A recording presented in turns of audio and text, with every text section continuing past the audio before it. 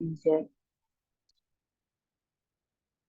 तो जब तक सभी लोग ज्वाइन करते हैं तब तक हम थोड़ा सा कीर्तन करेंगे।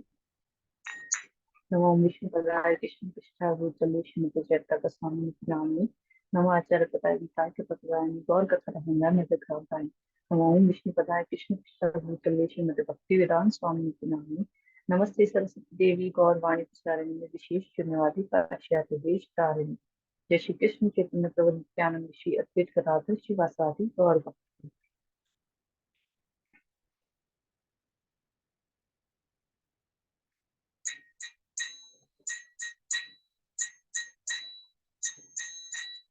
राधा माधव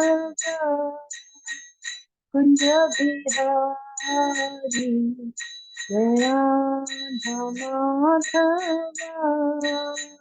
कुंज बिहारी जय गोपी जनार्दन गिरिधारी जय गोपी जनार्दन गिरिधारी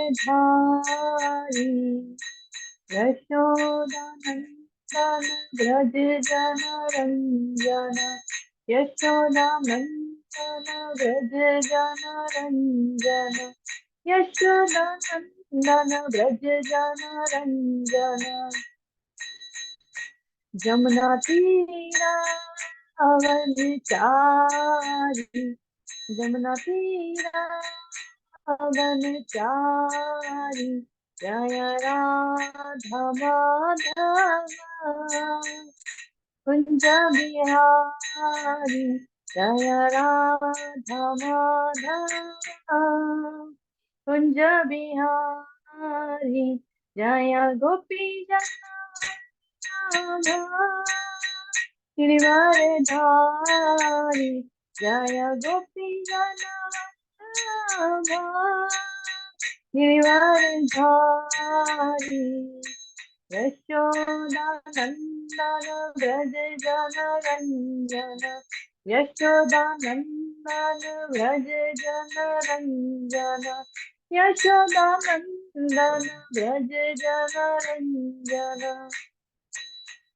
जमुना तीरा अवन चारी जमुना तीरा अवन चारी जय राधा माधव कुंज बिहारी हरे कृष्ण कृष्ण कृष्ण हरे हरे हरे राम राम राम हरे हरे हरे कृष्ण कृष्ण कृष्ण हरे हरे हरे राम राम राम हरे हरे जय प्रभुपद जय प्रभुपद प्रभुपद जय प्रभुपद जय गुरुदेवा गुरुदेवा जय गुरुदेवा हरि बोल हरि बोल हरि बोल गौर हरि बोल। हरिनाम संकीर्तन की जय श्री प्रभुपाद की जय। सो आप एक बार वो प्रणाम मंत्र जो हमने फर्स्ट टाइम पढ़ा था वो ज्ञान की निरानवे से वो भी शेयर कर दीजिए ताकि सभी भक्तों को पढ़ने में आसानी होगी। उसके बाद हम क्लास शुरू करेंगे।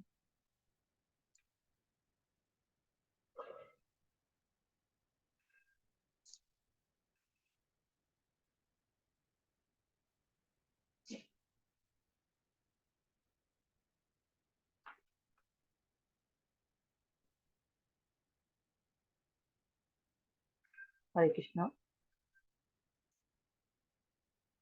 जी माता जी शेयरिंग हरे कृष्ण।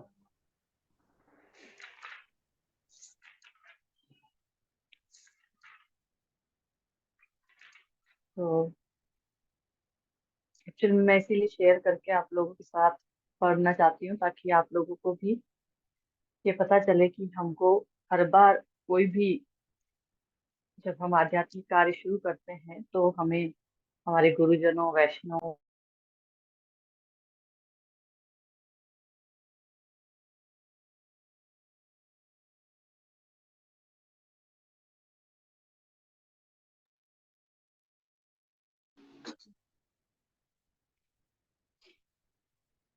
हरे कृष्णा, सॉरी।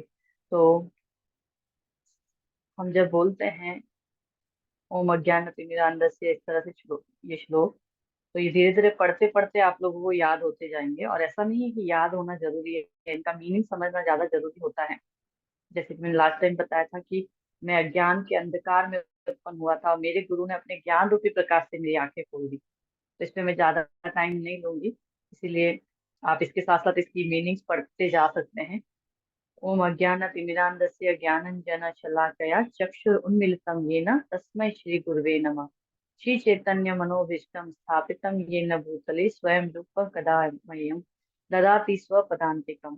वन्दे अहं श्रीगुरो श्रीयुतपदकमलं श्रीगुरुं वैष्णवांश्च श्रीरूपं साग्रजातं सहगण रघुनाथान्वितं तं सजीवं सावधूतं सावधूतं परिजन सहितं कृष्ण चैतन्य देवम् श्री राधा कृष्ण पादान सहगण ललिता श्री विशाखान्वितांश। हे कृष्ण करुणा सिंधु दीन बंधु जगतपते गोपेश गोपिका कांत राधा कांत नमोस्तुते।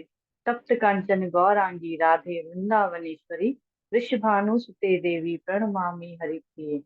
वाञ्छाकल्पतरुभ्यश्च कृपा सिन्धुभ्य एव च पतितानां पावनेभ्यो वैष्णवेभ्यो नमो नमः। अनंत कोटि वैष्णव जन की जय, श्री प्रपाद की जय। तो आप सभी भक्तों का बहुत बहुत स्वागत स्वागत है आज की क्लास में।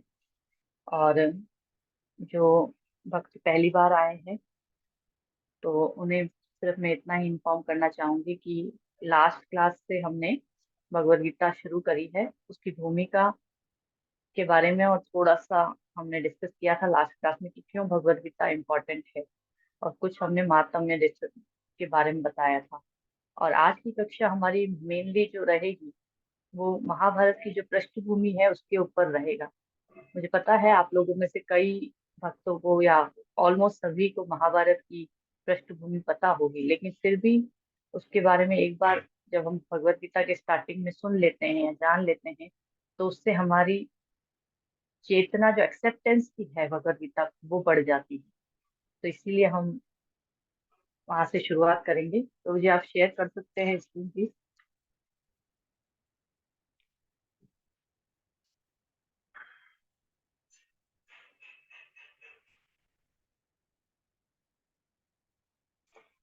तो भगवत गीता, जैसा कि हमने लास्ट टाइम भी डिस्कस किया था कि ये क्या है, या इससे पहले भी मैंने इंट्रोडक्शन क्लासेस में कई बार आप लोगों को बताया है कि डिवाइन सॉन्ग ऑफ गॉड, भगवान के द्वारा गाया गया गीत है भगवत गीता। तो अगर हम गीता के बारे में ये सोचें कि क्या है गीता, तो भगवान के द्वारा गाया गया गीत जो कि स्वयं भगवान ने गाया है। और इतने सारे जो अ, वेद, पुराण, इतिहास सब कुछ होते हैं, इसमें से सिर्फ ये एक ही चीज, यानी कि भगवत गीता, जो कि गीतोपनिषद कहलाता है, जो कि स्वयं भगवान के द्वारा गाया गया है। इसके अलावा बाकी सब में भगवान के बारे में, भगवान की शक्तियों के बारे में, भगवान के अवतारों के बारे में, भगवान के भक्तों के बारे में सब कुछ दिया होता है। कर्म कांड, ज्ञान कांड, या जो भी कह दीजिए आप, ये सब चीजें जो होती हैं इन सब के बारे में वेदों में बताया गया है। लेकिन स्वयं भगवान ने केवल भगवत गीता की 700 श्लोकों में से जो 575 श्लोक हैं वो भगवान ने गाए हैं यहाँ पे। तो नेक्स्ट स्लाइड। गीता है क्या एक्चुअली? गीता एक सुंदर बॉक्स की तरह होता है, जिसमें कि ऊपर और नीचे, जैसे कि इसके बीच में एक मणि है, तो उसी प्रकार से रत्न जड़ित ऊपरी आवरण और निचला आवरण है। वो कि जो ऊपर का आवरण है वो ज्ञान योग है, नीचे का आवरण कर्म कर्म योग है, और बीच में भक्ति योग। या हम ऐसे भी कह सकते हैं कि कर्म योग जो है, पहला 1 to 6 चैप्टर्स जो हैं वो कर्म योग के हैं, और 7 to 12 चैप्टर्स जो हैं वो भक्ति योग है, और 13 to 18 चैप्टर जो है वो ज्ञान योग है। इसके बारे में थोड़ा बहुत मैंने लास्ट टाइम भी बताया था आप लोगों को। तो नेक्स्ट स्लाइड। तो इस जैसे कि एक हम बर्गर देखते हैं या सैंडविच देखते हैं, तो उसमें क्या होता है, ऊपर और नीचे एक लेयर होती है और बीच में स्टफिंग होती है। तो उसी प्रकार से आप इसमें भी देख सकते हैं कि जो कर्म योग के बारे में चैप्टर 1 to 6 जो है, ये समझने में थोड़ा टाइम ज्यादा लगता है। और उसके बाद 30% करीब ये भक्ति योग और ज्ञान योग में होता है, टाइम हमारा जाता है। मतलब ऑलमोस्ट जो हमारा टोटल टाइम भगवत गीता को, चैप्टर को समझने में। और ऐसे तो कई बार अलग अलग जगहों से आप पढ़ने का प्रयास करेंगे तो बहुत सारी भगवत गीता अवेलेबल हैं, बहुत सारी। लेकिन मेन प्रॉब्लम वही जो लास्ट टाइम मैंने बताई थी कि हम उसको कितना अपने जीवन में आत्मसात कर पाते हैं, कितना उसको समझ के अपनी लाइफ को चेंज कर पाते हैं, ये ज्यादा इम्पोर्टेंट है ना कि ये कि हमने भगवत गीता पढ़ ली। हमने तो इसकी भी पढ़ी, हमारे घर में तो 3 3, अब कई बार हम लोग है ना, जब प्रभुपाद की भगवत गीता को डिस्ट्रीब्यूट करने जाते थे तो लोग हमसे ये कहते थे कि अरे हमारे घर पे तो 3 3 पढ़ी है और हम उसको पढ़ते हैं, पढ़ चुके हैं, पढ़ चुके हैं। लेकिन हमारे जीवन में अगर चेंज नहीं है, जैसे कि गुरु बना लिया और गुरु की मर्जी आपको मिली नहीं और आप महसूस नहीं कर पा रहे हैं और बस नाम के लिए गुरु बन गए। आपने इंडिया में हर जगह देखा होगा कि नाम के लिए हम गुरु बना लेते हैं। तो उसी प्रकार से भगवत गीता तो शुरुआत है, यहाँ पे भगवान स्वयं बोल रहे हैं, उसको कितना ज्यादा हमको क्या कह सकते हैं, रेस्पेक्ट के साथ सुनना चाहिए, कितना ज्यादा डेडिकेटेड होके हम इसका श्रवण करना चाहिए। और कई बार जब हम, अगर हम ये सोच ले कि मैंने तो 2 बार भगवत गीता पढ़ ली और मैंने तो 3 बार पढ़ ली और अब हमको पढ़ने की जरूरत नहीं है, तो फिर हम सबसे ज्यादा बड़े मूर्ख हैं। ऐसा क्यों मैं बता रही हूँ, क्योंकि भगवत गीता कभी पूरी समझ में आ ही नहीं सकती। जितनी बार आप भगवत गीता पढ़ेंगे ना, उतनी बार आपको लगेगा अरे ये तो पिछली बार पढ़ा ही नहीं था। आज हम पढ़ते हैं और इवन मैं पढ़ाती भी हूँ तो भी मुझे ऐसा लगता है, जब मैं पढ़ाती हूँ उसके लिए पढ़ती हूँ तो भी मुझे ऐसा लगता है कि अरे ये चीज तो लास्ट टाइम नोटिस ही नहीं करी थी। या फिर अब की बार किसी और आचार्य का सुना तो पता चला कि अच्छा इसको ऐसे भी समझा जा सकता है। तो भगवत गीता आप अपनी पूरी लाइफ टाइम में भले 10 बार पढ़ लीजिए, 20 बार। भाई गुरु महाराज बोलते हैं ये ना, मैंने दीक्षा से पहले, आजकल तो भगवत गीता को हमारे यहाँ पे इस्कॉन में सिर्फ 2 बार पढ़ने को बोला जाता है दीक्षा से पहले। फिर भागवतम का एक कैंटो और ये सब कुछ बोला जाता है। लेकिन पहले क्योंकि प्रभुपाद के द्वारा लिखी गई कोई चीज और अवेलेबल नहीं थी, तब तक प्रिंट वगैरह नहीं हुए थे। तो गुरु महाराज को जब दीक्षा मिली थी जयपताका गोस्वामी महाराज को, तो 20 बार उनको भगवत गीता पढ़ने को बोला गया। और उन्होंने दीक्षा से पहले 20 बार भगवत गीता पढ़ी थी, आप सोचिए। और उन्होंने सिर्फ 1.5 साल के अंदर दीक्षा ले ली या शायद 1 साल के अंदर ही। तो आप सोच सकते हैं उन्होंने कितनी बार पढ़ी होगी। और हमारे जैसे वो नहीं पढ़ते हैं, मतलब बस पढ़ लिया अध्ययन करना, जैसे लास्ट टाइम मैंने बताया था ना कि प्रभुपाद ने बोला था कि आप मेरी बुक्स को पढ़ते हो या फिर रीडिंग और मतलब स्टडिंग। रीडिंग और स्टडिंग में बहुत डिफरेंस होता है, ये हमने डिस्कस किया था लास्ट में। तो इस चीज को हमको समझना है। ठीक है, नेक्स्ट स्लाइड पे आते हैं।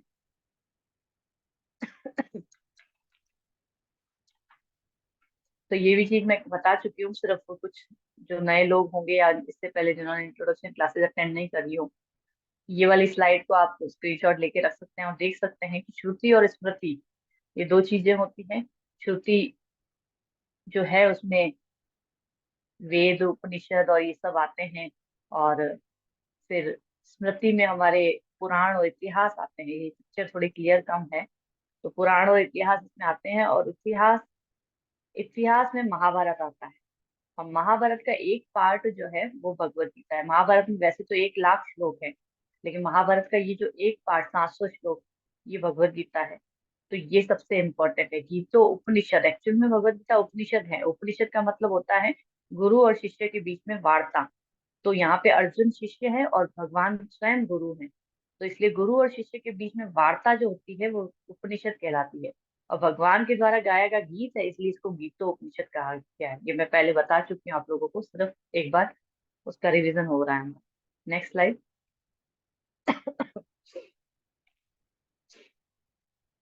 तो crown jewel of all scripture, essence of the all scripture, हम इसको दोनों तरह से कह सकते हैं कि एक मणि है, सारे वेदों का जो सार है वो हमारी भगवत गीता है। ठीक है, नेक्स्ट।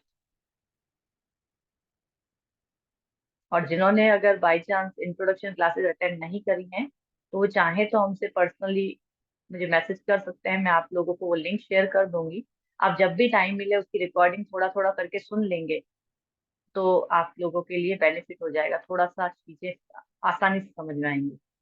और अदरवाइज तो ऐसे तो कोई प्रॉब्लम नहीं होती है, लेकिन फिर भी कोशिश करें कि अगर वो पहले वाली क्लासेस सुन सके जिन्होंने नहीं सुनी है।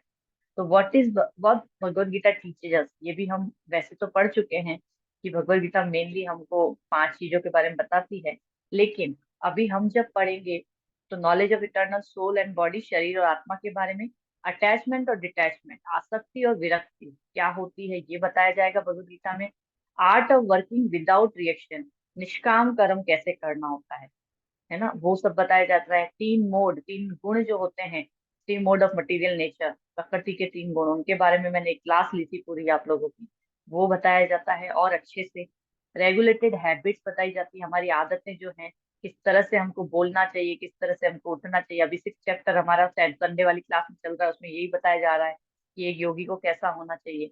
तो ये दान, यज्ञ, दान, कर्म, तप, ये सब कैसे किए जाते हैं, ये सब बताया जाएगा।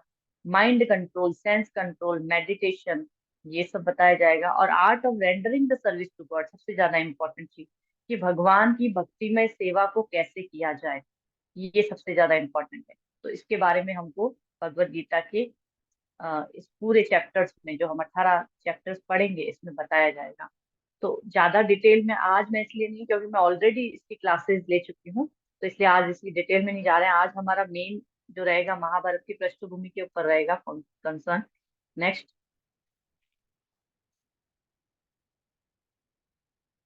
तो 5 चीजें जो मैंने पहले भी बता रखी, किसी को याद है? वैसे तो सामने लिखी हुई भी है, फिर भी अगर कोई डेवोटी अपने लेवल पे बताना चाहे मुझे कि क्या 5, जो पुराने हैं वो ना करें प्रयास, अभी पहले पहले जो कुछ हफ्तों से या कुछ महीनों से आ रहे हैं वो प्रयास करेंगे तो ज्यादा अच्छा रहेगा। कि कौन सी 5 चीजें हैं? वैसे तो स्क्रीन में दिख भी रहा है, लेकिन फिर भी अगर आप बता सकें देख के भी, जिनके बारे में हम इस भगवत गीता में डिस्कस कर चुके हैं ऑलरेडी इंट्रोडक्शन क्लासेस में, बहुत डिटेल में। हर एक क्लास में एक एक टॉपिक लिया था मैंने। आप लोग घबराइए मत, ऐसे तो कभी हमारा इंटरेक्शन हो ही नहीं पाएगा अगर आप लोग, क्योंकि हम ऑलरेडी ऑनलाइन क्लासेस में हैं, और फिर उसमें, हाँ प्रभु जी, आपको वो उनको अनम्यूट करने का करना पड़ेगा।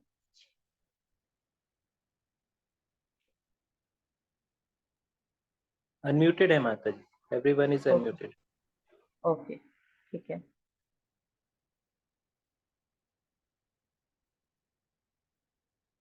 तो जिनको आता है वही उठा के हाथ, हैंड रेज करें या बताएं।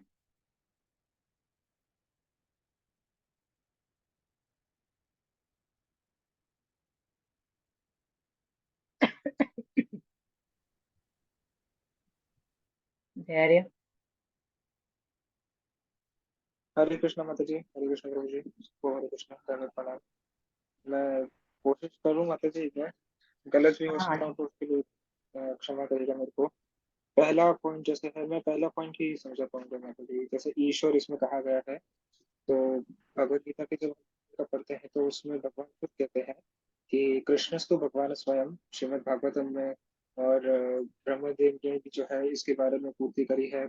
ईश्वर परम कृष्ण सच्चिदानंद विग्रह आदिराधि गोविंद सर्वकारण। अलग अलग श्लोक जो है बताए गए हैं श्रीमद् भागवतम में, श्रीमद् भगवत गीता में। हर पुराण, हर उपनिषद, हर वेद यही बताते हैं कि Krishna is the supreme Lord.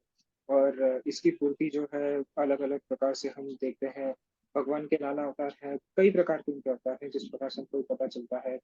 जब ये आपने जब क्लास में बताया भी था, जैसे कि कृष्ण के बाद में जब शक्ति रूप में विस्तार हुआ तो बलराम जी आए, उसके बाद और रूप का विस्तार होता गया। तो प्रत्येक शक्ति, प्रत्येक कर्ण भगवान, जैसे कई बार होता भी है कि लोग बोलते हैं निराकार है, तो भगवान साकार और निराकार दोनों है। तो वो ही इज द सुप्रीम लॉर्ड, हर चीज उनसे है। और हर चीज शुरू उनसे होती है, खत्म उनसे होती है। समय जब आरंभ हुआ था तब वो थे, जब समय का अंत होगा तब वो होंगे। तो दैट इज हाउ। नहीं, आदि और भगवान स्वयं कहते हैं।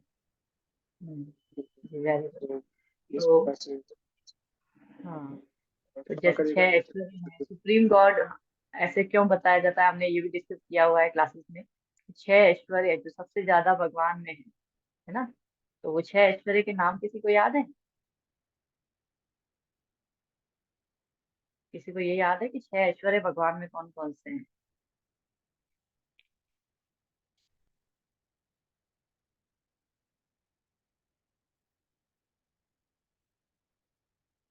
जी ठीक है, नेक्स्ट टाइम से आप लोग थोड़ा सा पढ़ के आइएगा। जो मैं पढ़ाती हूँ उसको मैं थोड़ा बहुत पूछ सकती हूँ, बहुत ज्यादा डिटेल में हम नहीं जाते हैं। लेकिन हाँ, कभी कभी हमको थोड़ा सा ये पता होना चाहिए कि हमने आके पढ़ा क्या था लास्ट क्लास में, है ना? तो जीव, ईश्वर, प्रकृति, काल और कर्म, ये 5 टॉपिक हमने 10 इंट्रोडक्शन क्लासेस में डिस्कस किए थे। जिसमें हम जीव के बारे में, हम शरीर, आत्मा, इस स्तर पे हमने बिल्कुल मन बुद्धि अहंकार के स्तर पे जाके बात करी थी पूरी। ईश्वर के बारे में प्रभु जी ने जैसे बताया अभी, ईश्वर के बारे में बात करी थी कि क्यों भगवान ही परम पुरुषोत्तम भगवान है। तो उनके बारे में हमने बात करी थी। फिर प्रकृति, किस तरह से प्रकृति हमको सपोर्ट करती है भगवान की तरफ आगे बढ़ाने में, और किस तरह से हम प्रकृति से बंधे हुए हैं, ये भी हमने डिस्कस किया था। फिर काल, काल स्वयं भगवान कहते हैं कालो अस्मि। तो काल जो है, किसी भी वक्त हमको, हर वक्त काल हमारी आयु ले रहा है, ये हमने डिस्कस किया था। कि कैसे परीक्षित महाराज ने उस काल को प्लेस दिया था रहने के लिए, और किस प्रकार से काल हमारे जीवन को समाप्त करता है, ये सब हमने डिस्कस किया था। और कर्म, हमारे कर्म जो तीनों गुण होते हैं, उन्हीं के आधार पर हम प्रकृति में बंधे होते हैं, और फिर हम जो भी कर्म करते हैं उसके अनुसार, उसके आधार पर ही हमें नया जीवन प्राप्त होता है, नया जन्म प्राप्त होता है। ये सब हमने डिस्कस किया था। और वापस से ये सारी चीजें आएंगी ऑफ कोर्स। हमारे श्लोका बाय श्लोका रिसाइटेशन जब हम करेंगे, एक एक श्लोक को लेंगे, उनके अनुवाद और तात्पर्य को पढ़ेंगे, तो उसमें हमारे ये सारी चीजें वापस से डिस्कस होंगी। बस ये है कि उसमें फिर आप कंटिन्यू रहेंगे तो आपको अच्छे से समझ में आता जाएगा। थोड़ा सा कभी कभी भगवत गीता इतनी टफ भी लगती है किसी किसी चैप्टर में कि बहुत ऐसा बोरिंग सा लगने लग जाता है। लेकिन हमको उस चीज में से जब हम गुजर जाते हैं, तो फिर हमें वापस से वो अपना आप ही क्लिक होता है बैक ऑफ द माइंड। तो इस तरह से धीरे धीरे करके पहली बार में हो सकता है बहुत टफ लगेगी। फिर जब आप दूसरी बार अपने आप से पढ़ना शुरू करेंगे तो आपको थोड़ा समझ में आने लगेगा। तीसरी बार से आप दूसरे को समझाने के लायक भी हो जाएंगे। तो ये प्रोसेस होता है, इस प्रोसेस के से घबराना नहीं है, इस प्रोसेस में चलते रहना है। तो चलते रहेंगे तो एक न एक दिन हमको कुछ ना कुछ समझ में आने लगेगा, फिर हम अचीव भी कर लेंगे।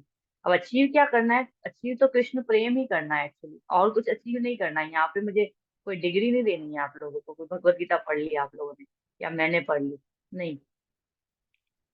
हमें कृष्ण प्रेम, अगर वो एक बूंद, एक प्रेम की, भगवान के प्रेम की एक बूंद भी टपक जाती है क्लास के बाद, या फिर 4-5 क्लासेस सुनने के बाद, या 10 क्लासेस सुनने के बाद कुछ और लगने लगता है कि कुछ तो चेंज आ रहा है जीवन में, यही सक्सेस है हमारी, और कोई सक्सेस नहीं है।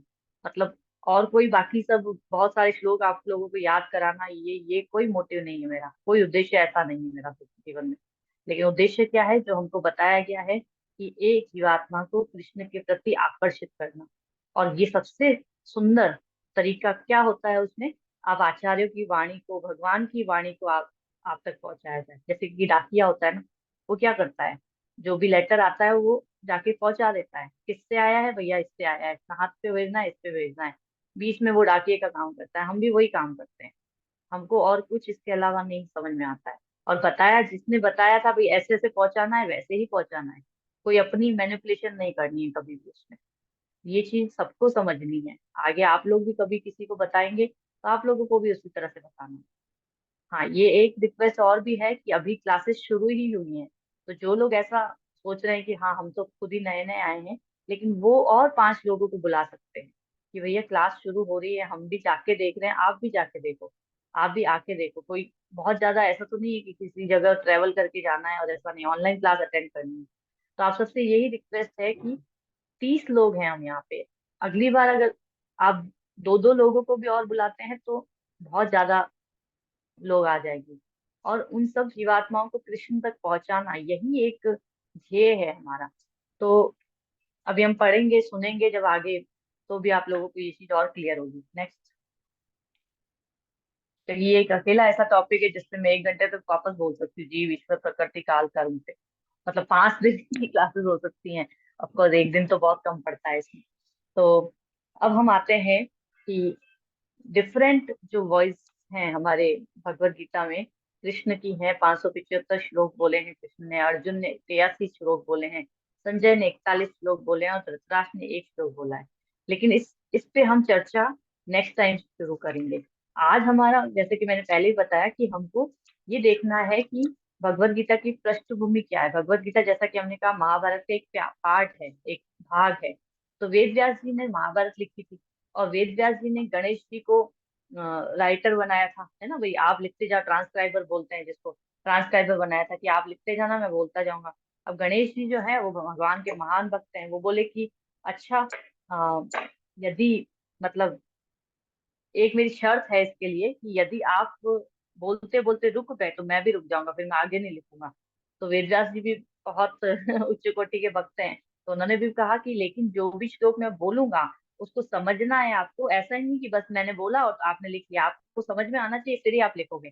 तो इसको कम से कम ऑलमोस्ट 3 इयर्स, अब उस समय के हिसाब से 3 साल बहुत कम हुआ करते थे, हजारों हजारों साल तक लोग जीते थे, तो इसलिए 3 साल उनको कंप्लीट करने में लगे थे महाभारत को।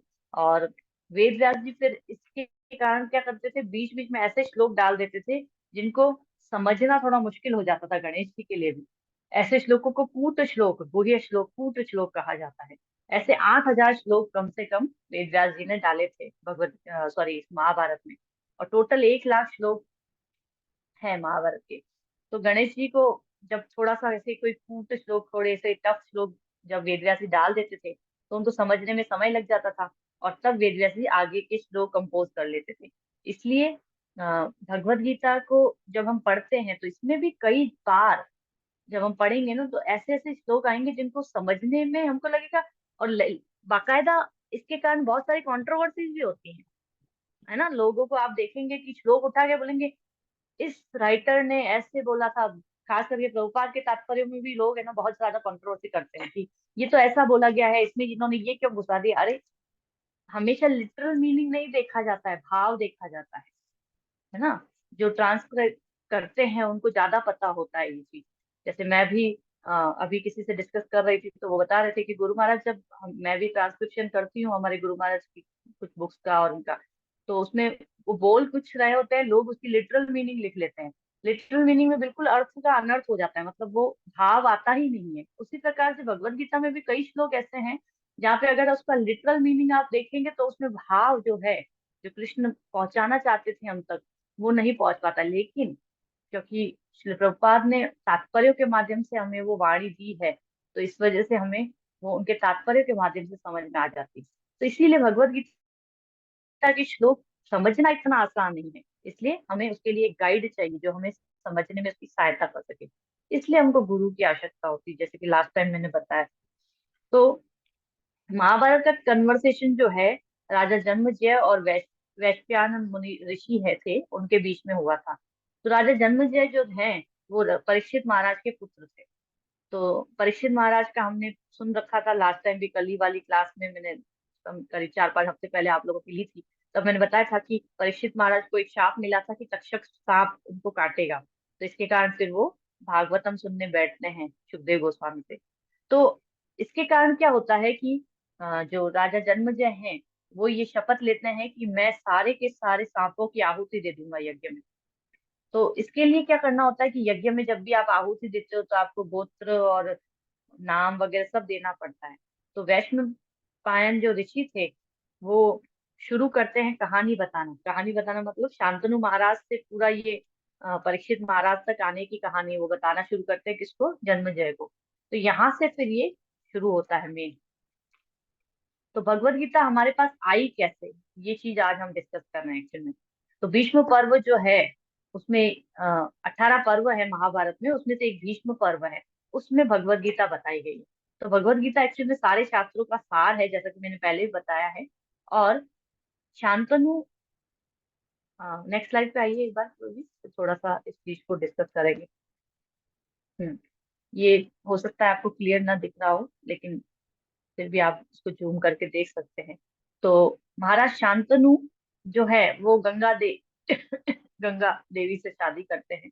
उनको पसंद आती है, वो उनसे प्रपोज करते हैं उनको कि मैं आपसे विवाह करना चाहता हूँ। तो गंगा जो है वो कहती है कि मैं आपसे विवाह करने के लिए तैयार हूँ, लेकिन मेरी एक शर्त है कि आप कभी भी मुझसे कोई प्रश्न नहीं पूछेंगे कि मैं ऐसा क्यों कर रही हूँ। तो शांतनु महाराज ने कहा कि ठीक है, कोई बात नहीं, मैं कोई प्रश्न नहीं पूछूंगा। फिर उनका विवाह हो जाता है। तो जैसे ही उनको एक पुत्र की प्राप्ति होती है, वो पुत्र को जन्म होते ही वापस गंगा में विलीन करके आ जाते हैं। इस तरह से उनके 5 पुत्र हो जाते हैं। वो 5 पुत्र को गंगा जी में बहा के आ जाते हैं। तो छठे जो होते हैं वो भीष्म देव होते हैं। तो छठा पुत्र जब उनको होता है, तो फिर शांतनु महाराज को बहुत गुस्सा आ जाता है। बोलता है कि तुम कैसी माँ हो और हमेशा ही अपने पुत्रों को गंगा में बहा देती हो, इस तरह से नहीं करना चाहिए। जब ऐसा बोलते हैं तो गंगा उनको छोड़ के चली जाती है और कहती है कि तुम्हारे पुत्र को मैं बड़ा करके और तुम तक वापस दे जाऊंगी।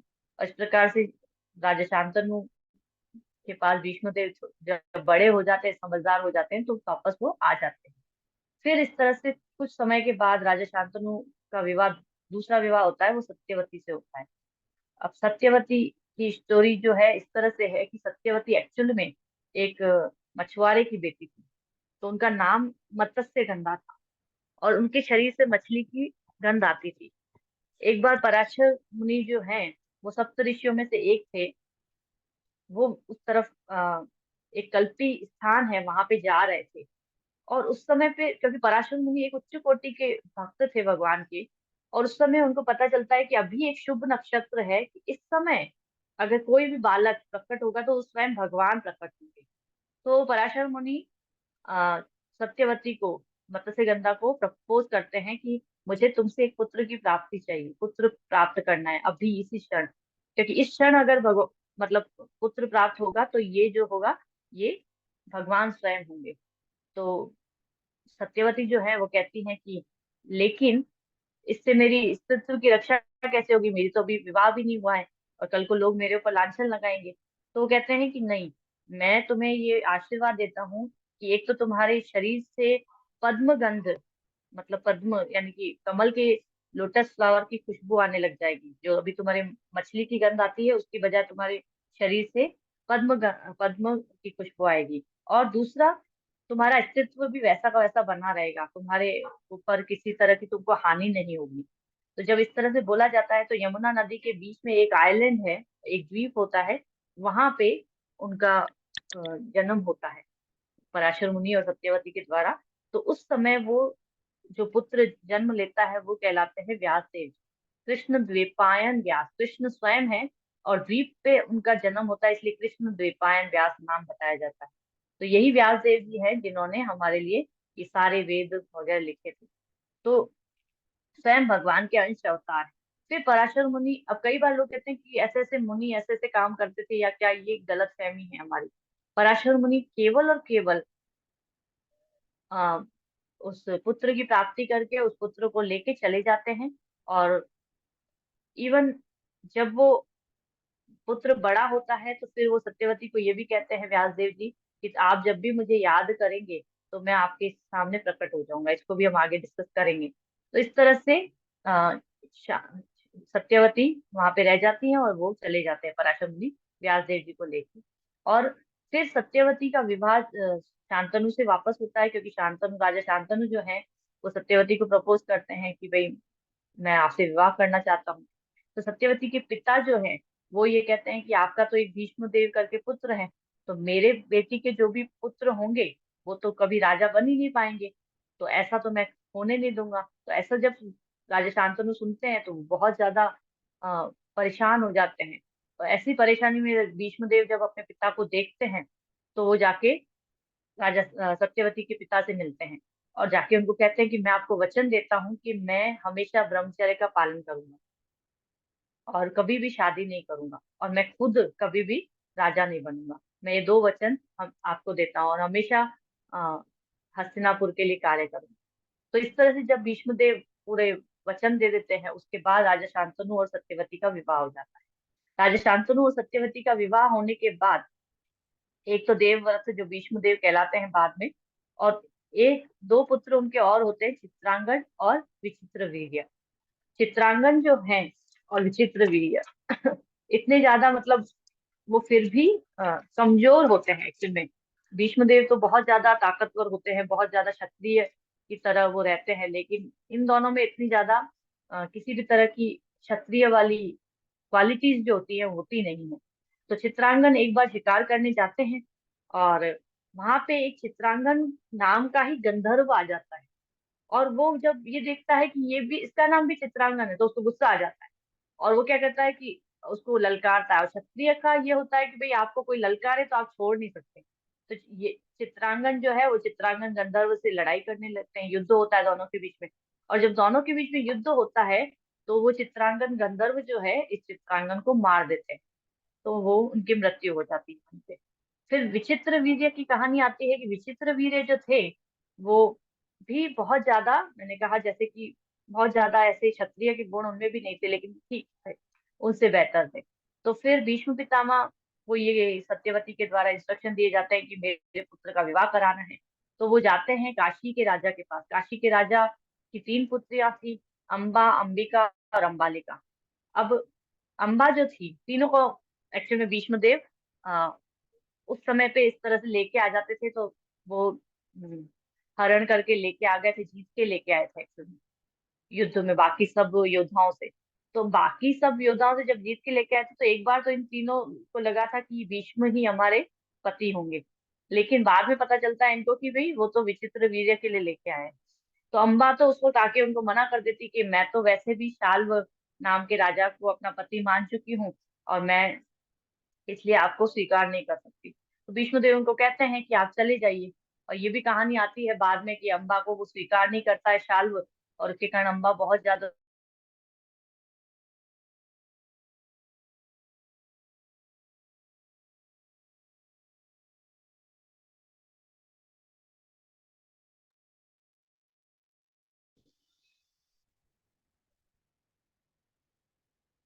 हरे कृष्णा।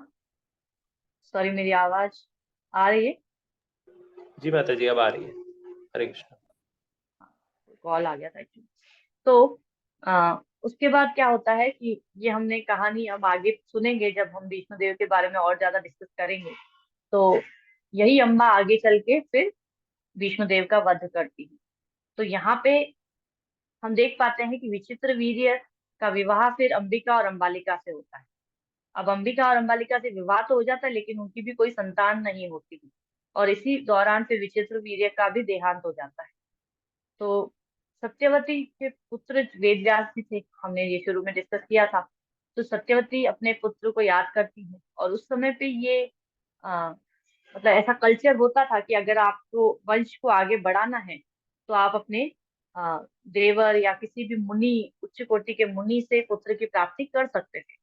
ऐसा भी होता था। तो क्योंकि वेद व्यास जी ऑलरेडी मुनि भी थे, और दूसरा वो उनके पुत्र भी थे सत्यवती के, तो वो उनको बुलाती हैं और कहती हैं कि मुझे अपने वंश को आगे बढ़ाने के लिए तुमसे पुत्र चाहिए।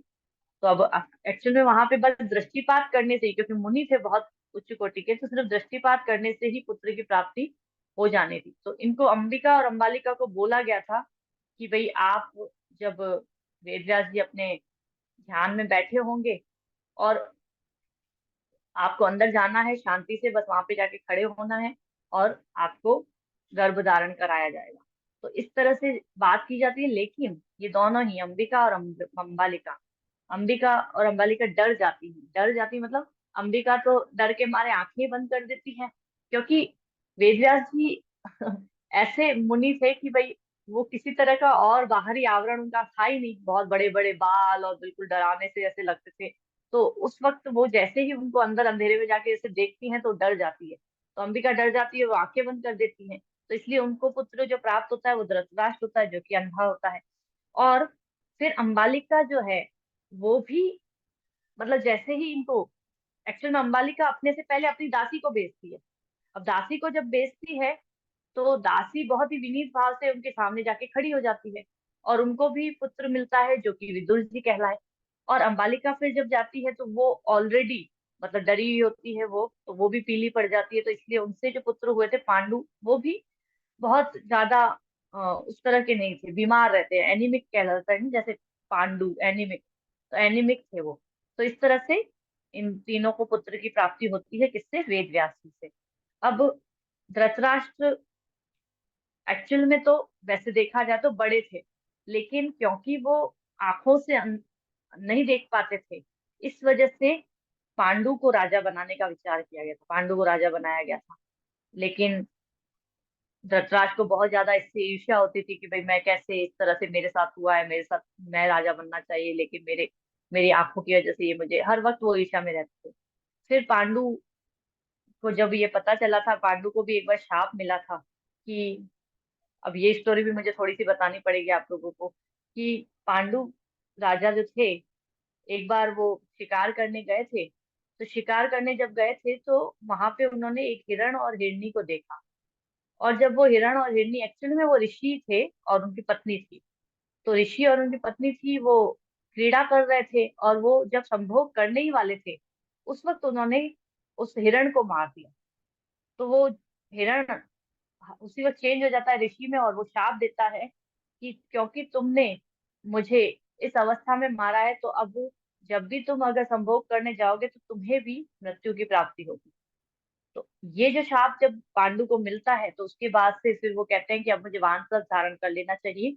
उनकी दो पत्नियां थी, कुंती और माधुरी। तो दोनों के साथ वानप्रस्थ धारण कर लेते हैं और चले जाते हैं जंगल में। वहां पे जाके वो 12 साल तक वानप्रस्थ अवस्था में वहां पे वन में रहते हैं। फिर वहां पे भी ऐसे ही होता है, आपको ये भी स्टोरी पता होगी कि जैसे ही एक बार माधुरी के साथ उनका अट्रैक्शन होता है और वो मृत्यु को प्राप्त हो जाते हैं। अच्छा सॉरी, उससे पहले ये होता है कि कुंती महारानी को जो वर मिला हुआ था दुर्वासा मुनि से, कुंती महारानी को क्या वर मिला हुआ था दुर्वासा मुनि से कि आप किसी भी देवता का आह्वान करके पुत्र की प्राप्ति कर सकती हैं, और इससे आपके सतीत्व पे भी कोई आंच नहीं आएगी, बट आप मेरा दिया गया मंत्र यूज कर सकती हैं। तो जब इस तरह से पुत्र की प्राप्ति नहीं हो पा रही थी और पांडु राजा बहुत परेशान रहते थे, तो उस वक्त एक बार कुंती महारानी ने उनको बताया कि मैं इस तरह से पुत्र की प्राप्ति कर सकती हूँ। तो फिर पांडु ने कहा कि ठीक है, आप करिए, आप बुलाइए। तो बोला कि नहीं, आप बताइए कि किसको बुलाना है। तो फिर पांडु एक तरह धीरे धीरे करके बताते हैं, अच्छा ठीक है, सबसे पहले यमराज जी, हमारा जो पुत्र है वो यमराज की तरह होना चाहिए कि भाई सब चीजें अच्छे से कर सके, धर्म का पालन करने वाला। तो उन्होंने यमराज का आह्वान किया और उनसे उनको युधिष्ठिर की प्राप्ति हुई। फिर उन्होंने इंद्र का आह्वान किया और उससे उनको अर्जुन की प्राप्ति हुई। फिर उन्होंने वायुदेव का आह्वान किया, उससे उनको भीष्म देव की प्राप्ति हुई। फिर उन्होंने माधुरी को, कुंती महारानी ने वो जो मंत्र था दिया, और फिर माधुरी ने अश्विनी कुमारों को आह्वान किया, और अश्विनी कुमारों से उनको नकुल और सहदेव की प्राप्ति हुई। तो इस तरह से ये 5 पुत्र कुंती महारानी को प्राप्त होते हैं। और क्योंकि पांडु जो हैं माधुरी के साथ संभोग कर रहे होते हैं, उस वक्त उनकी मृत्यु हो जाती है, तो माधुरी जो है वो भी अपने पति के साथ सती हो जाती है। इस तरह से कुंती महारानी अपने 5 पुत्रों को वन में लेके अकेली पाल रही होती हैं, और उसके बाद फिर उनको ये बताया जाता है कि आप हस्तिनापुर जाइए, और इस तरह से हस्तिनापुर में आती हैं वो। और वहां पे वापस से धृतराष्ट्र जो कि अभी अंधे हैं लेकिन राजा बन चुके हैं, वहां पे भी उनकी गांधारी, अब यहाँ पे भी ये होता है कि गांधारी ये सोचती है कि मुझे पहले पुत्र की प्राप्ति हो जाएगी, चलो कुंती से पहले मुझे पुत्र की प्राप्ति होगी तो मेरा बेटा राजा बनेगा, अब मुझे कोई अड़चन नहीं आएगी। लेकिन जब तक उसको पुत्र की प्राप्ति होती होती, तब तक ये पुत्र तो अचानक से प्रकट हो गए थे। तब पता चला कि अरे 5 पुत्र पांडु के हो गए हैं और अब वो आ रहे हैं। और इस तरह से जब ये पता चला था तो बहुत ही ज्यादा गांधारी ईर्ष्या में आ जाती है, और तब वो क्या करती हैं, तब वो अपने ही गर्भ के ऊपर प्रहार करती है। जब वो गर्भ के ऊपर प्रहार करती हैं तो उनका मिसकैरेज हो जाता है। तो आप सोच सकते हैं कि उस अवस्था में वो बहुत ज्यादा फिर रोने लगती हैं। तब वापस से वहां पे वेदव्यास जी प्रकट होते हैं, और वेदव्यास जी उनके जो गर्भ में से जो पिंड निकला होता है उसको 100 भागों में विभाजित करके उसको एक कांच की शीशी में डाल के सबको अलग अलग, और कहते हैं 2 साल तक आपको इसको इसी अवस्था में रखना है। 2 साल के बाद इसमें से 100 पुत्र उत्पन्न होंगे और जो तुम्हारे वंश को आगे बढ़ाएंगे। तो ऐसा सब वो करने लगते हैं, वेट कर रहे होते हैं। लेकिन कुछ एक्चुअल में दुर्योधन, सॉरी दुर्योधन क्या, धृतराष्ट्र और गांधारी में पेशेंस नहीं था, तो वो भी वहां पे भी ऐसा ही होता है कि 2 साल से पहले ही वो उस शीशी को खोल देते हैं। तो वहां से 100 कौरव उनके प्रकट होते हैं, मतलब निकलते हैं। और जब दुर्योधन का जन्म होता है, सबसे पहले पुत्र का जन्म होता है, तो वो इतनी ज्यादा कर्कश आवाज में रोने लगता है कि सारी जगह अशुभ लक्षण दिखने लगते हैं। और तब उनको कई बड़े बड़े ऋषि मुनि आके बोलते हैं कि आपको इसको अभी के अभी त्याग देना चाहिए। और खास करके विदुर जी आके बोलते हैं कि आप इनको त्याग दो अभी के अभी, नहीं तो ये हमारे वंश का बहुत बहुत ज्यादा नुकसान हो जाएगा। लेकिन वो नहीं मानते हैं, और इस तरह से उनके 100 पुत्र होते हैं। फिर आगे चल के कुंती महारानी जब हस्तिनापुर आती हैं, वापस से वही ईर्ष्या शुरू हो रही है दोनों के बीच में। धृतराष्ट्र भी पांडव के पुत्रों को देख के बहुत ईर्ष्या करते हैं। इधर दुर्योधन जो है वो भी बहुत ईर्ष्या में रहता है हमेशा पांडु पुत्रों से, मतलब पांडवों से। और यहाँ पे हम देखते हैं फिर बड़े होके फिर उनको एक एक छोटा सा प्लेस दे दिया जाता है, खांडव प्रस्थ नाम का एक बंजर जमीन दे दी जाती है। वहां पे भी पांडव क्योंकि भगवान के भक्त थे और हर वक्त भक्ति में लगे रहते थे, तो अपने ही कैलिपर की वजह से, अपनी योग्यताओं की वजह से वो उसको इंद्रप्रस्थ राज्य बना देते हैं। अब जब इंद्रप्रस्थ में भी जब दुर्योधन जाता है तो देखता है, अरे ये मतलब वहां पे कुछ ऐसी अलग सी चीजें उन्होंने डाल रखी थी कि एक फर्श है, जैसे कि मान लीजिए वहां पे पानी नहीं है, लेकिन उनको दूर से ऐसा दिखता है कि यहाँ पे पानी गिरा हुआ है। और जहाँ पे पानी गिरा हुआ है तो वहां पे उनको पता नहीं चलता है और वो गिर जाते हैं दुर्योधन। कुछ डोर्स ऐसे होते हैं कि वो पता नहीं चलता है कि वो डोर है कि नहीं है। तो जब इस तरह की चीजें वो वहां पे देखते हैं तो वो बहुत ज्यादा परेशान हो जाते हैं दुर्योधन, फिर से ईर्ष्या कि मुझे तो उनके जैसा राज्य चाहिए।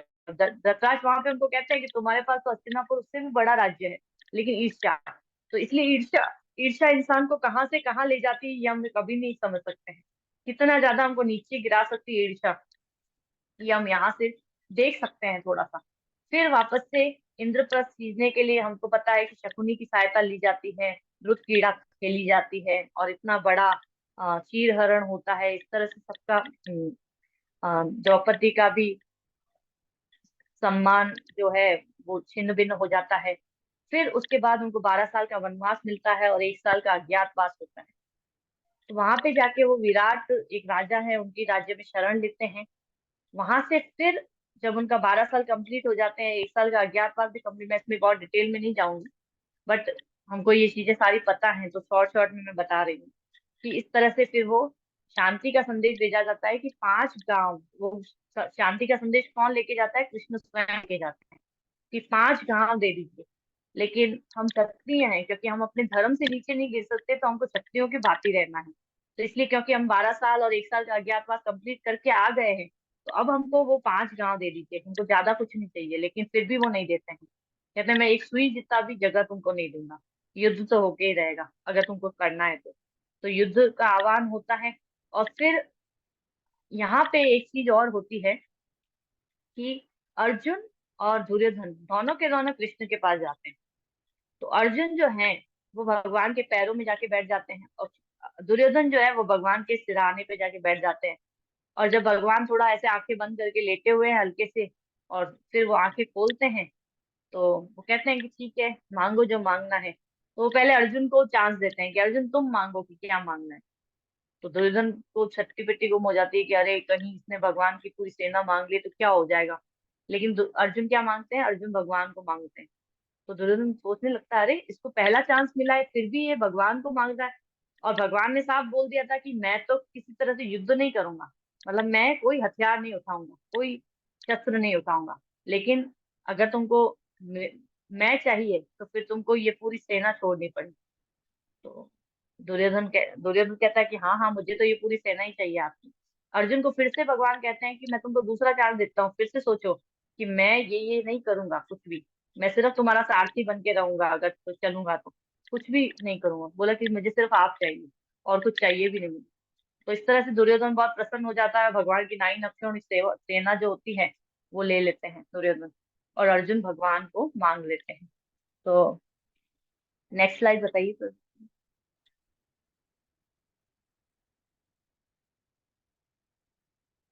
ये मैंने स्टोरी बताई दी आप लोगों को। नेक्स्ट।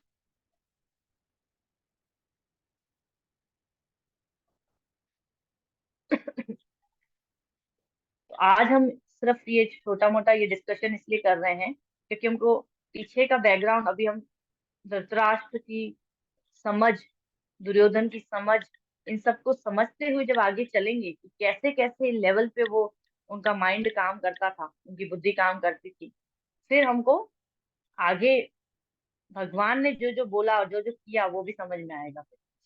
ठीक है। तो यहाँ पे अक्षौणी सेना के बारे में पूरा डिटेल दिया गया है कि वे पांडवों के पास 7 अक्षौणी सेना थी और कौरवों के पास 11 अक्षौणी सेना थी। पांडव का जो कमांडर इन चीफ था जब एक दुष्योधन था, और इनके में यहाँ पे भीष्म, द्रोण, कर्ण, शल्य, दुर्योधन, ये सब थे। इस तरह से उनके देखा जाए तो प्रोपोर्शनलिटी में हर तरह से कौरवों के पास सब कुछ बहुत ज्यादा था, लेकिन पांडवों के पास कौन थे? कृष्ण थे। तो ये एक डिफरेंस सबसे बड़ा था। इसके बाद के डिफरेंसेस हमको भगवत गीता के श्लोक फर्स्ट चैप्टर में जब हम शुरू करेंगे, शुरुआती श्लोकों में पता चलेंगे। ठीक है। तो महाभारत में हम देखते हैं कि हर तरह से ड्रामा है, पॉलिटिक्स है, युद्ध है, सब कुछ है। लेकिन एक बहुत इंपॉर्टेंट चीज जो हमारे लिए है ना, वो क्या है? वो मेडिसिन। जैसे कि एक बच्चा जब डॉक्टर से मेडिसिन नहीं लेता है तो डॉक्टर क्या करता है? किसी तरह से उसको लपेट के, किसी तरह से मतलब टॉफी में डाल के, किसी तरह से मिठाई में डाल के, कैसे भी करके उसको, माँ भी ऐसे ही करती है, डॉक्टर भी ऐसे करते हैं, देता है। उसी प्रकार से हमारे लिए भी, क्योंकि हम लोग बहुत ज्यादा इन तरह की चीजों में उलझे हुए हैं, तो हमको भगवान किसी तरह से ये मेडिसिन जो छुपा के रखी गई है भगवत गीता, वो हमको देते हैं। तो ये जो प्ले है, ये जो नित्य लीला है भगवान की और अर्जुन की, ये हर ब्रह्मांड में एक बार हो गई। अभी आप सोचेंगे कि अपने यहाँ पे तो 5,000 साल पहले हो गई, लेकिन यही लीला अभी भी कहीं पे हो रही होगी।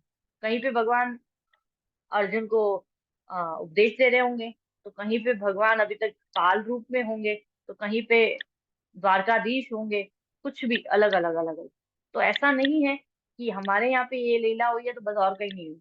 हर जगह पे होती है, और हर ब्रह्मांड में एक बार तो होती ही, एक मतलब उसमें एक दिन में। तो अर्जुन को जो इल्यूजन में डालना है, जो हम कह रहे हैं ना कि अर्जुन मोह में पड़ गए, और अर्जुन का वही मोह हमारे हमारे साथ कंपेयर किया जाता है। हम मोह में हैं, इसीलिए हमको भगवत गीता सुनना बहुत जरूरी है। और अर्जुन मोह में क्यों पड़े? क्योंकि उनको तो भगवान ने मोह में डाला। अर्जुन अपने आप से मोह में पड़ने वालों में से नहीं थे। वो बहुत अच्छे भक्त भी थे और बहुत समझदार भी थे और बुद्धि वाले भी थे, लेकिन फिर भी हर तरह से एलिजिबल होने के बावजूद भी मोह में डाल दिए गए, क्योंकि कृष्ण ये चाहते थे, भगवान ये चाहते थे कि ये ज्ञान जो है अर्जुन के माध्यम से दूसरों तक पहुंचे। ठीक है ना? तो इसलिए अगर भगवत गीता नहीं बोली जाती तो आज हम कैसे पढ़ रहे होते भगवत गीता, इसको हमको समझना चाहिए, है ना?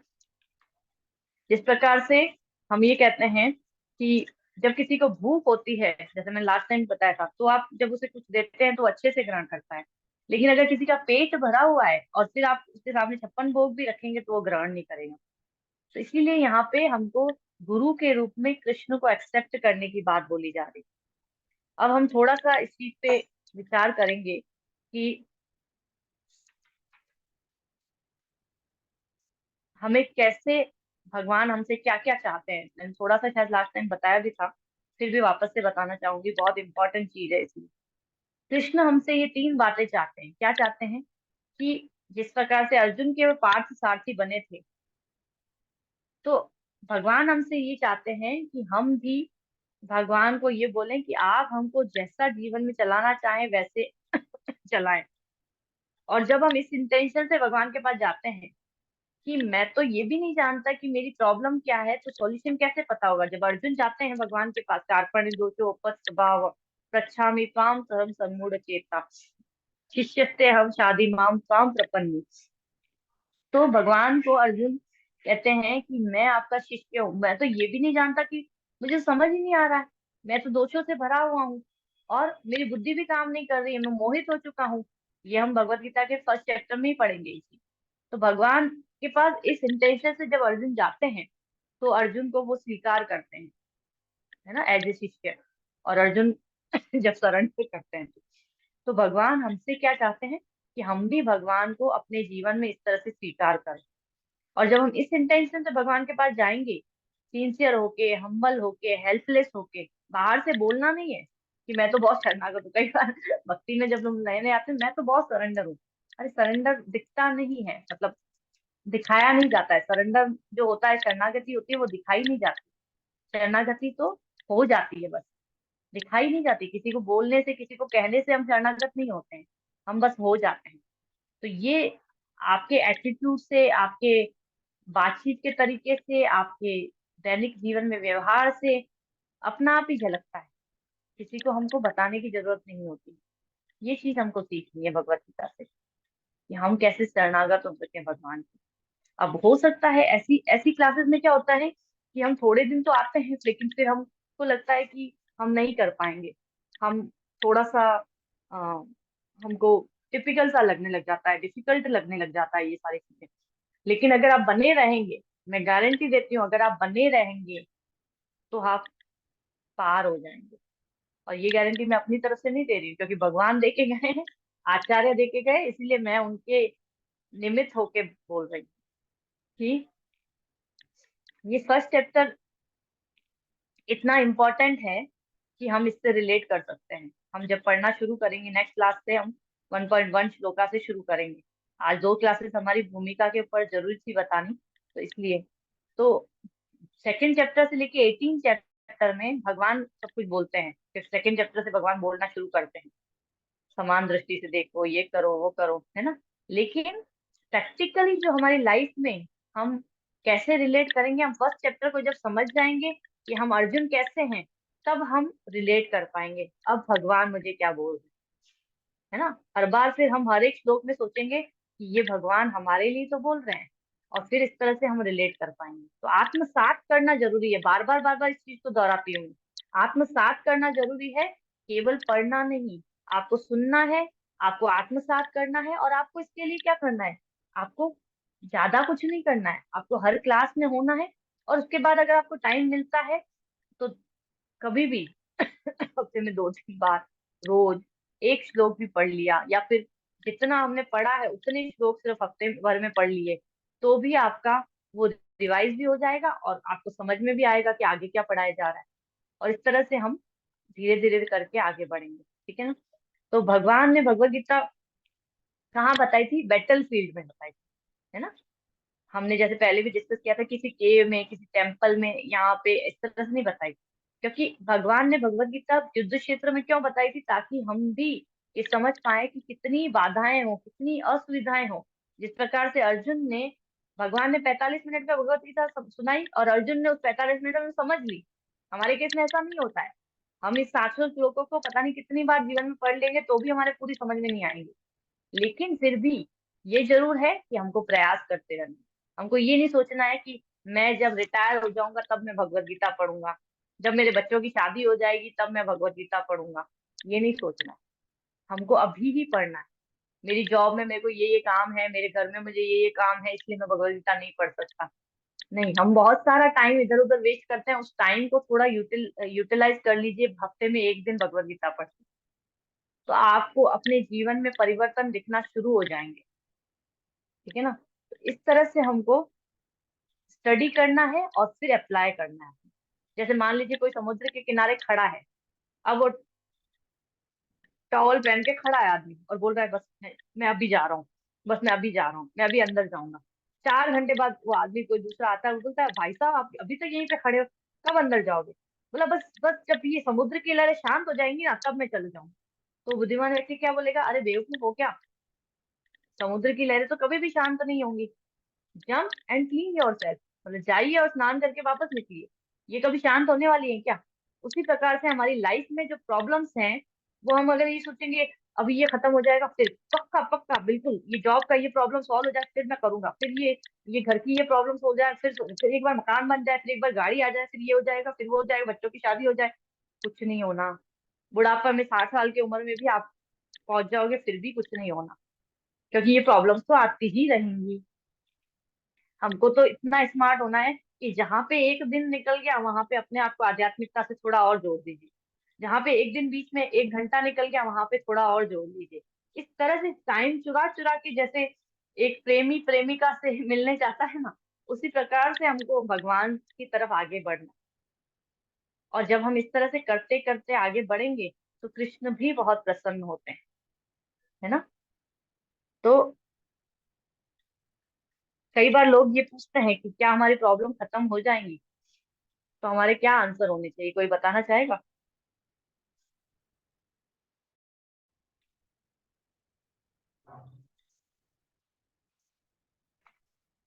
भैया कोई आंसर दे दिया करो, इतना शांति मुझे अच्छी नहीं लगती है क्लास के अंदर।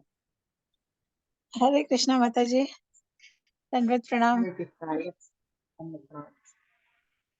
हाँ, मेरी जी आवाज आ रही है? बताइए।